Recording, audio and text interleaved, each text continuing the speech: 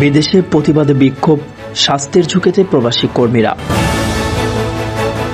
কোটা আন্দোলনকে ঘিরে সংঘাত, সহিংসতায় হতাহতের খবরে ক্ষুব্ধ হয়েছেন প্রবাসী বাংলাদেশিদের অনেকে। হতাহতের বিভিন্ন সংখ্যা ও নিরাপত্তা বাহিনীর বিরুদ্ধে দমন-পীড়নের অভিযোগ তুলে অনলাইনের পাশাপাশি মাঠেও সরব তারা। প্রবাসী বাংলাদেশ দূতাবাসগুলোতে খোঁজ নিয়ে জানা গেছে, বিভিন্ন স্থানে বিক্ষোভ মিছিল, সরকার বিরোধী প্রচারণার এদিকে সরকার তথা রাষ্ট্রের ভাবমূর্তি ক্ষুণ্ণ হচ্ছে।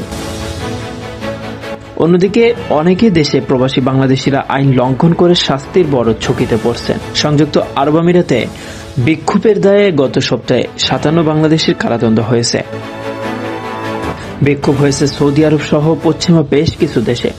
অনেক স্থানে প্রবাসী আওয়ামী লীগ ও বিএনপি পাল্টাপাল্টি কর্মসূচি দিচ্ছে, অথচ সভা সমাবেশ, বিক্ষোভ নিষিদ্ধ এমন দেশগুলোতে বাংলাদেশ মিশনগুলো প্রবাসী বাংলাদেশিদের এসব কর্মসূচি এড়িয়ে চলার পরামর্শ দিচ্ছে।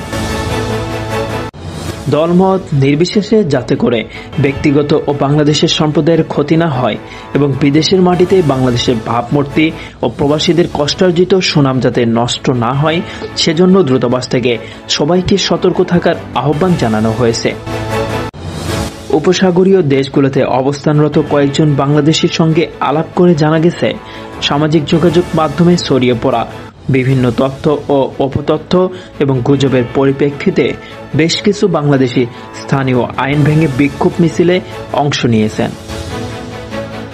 স্থানীয় কর্তৃপক্ষ তাদের বিরুদ্ধে ব্যবস্থা নেয়, যাদের সাজা হচ্ছে তাদের দেশে ফেরত পাঠানো হবে। সংবাদের এ পর্যন্তই। পরবর্তী নিউজ আপডেট পেতে আমাদের সাথেই থাকুন। ধন্যবাদ।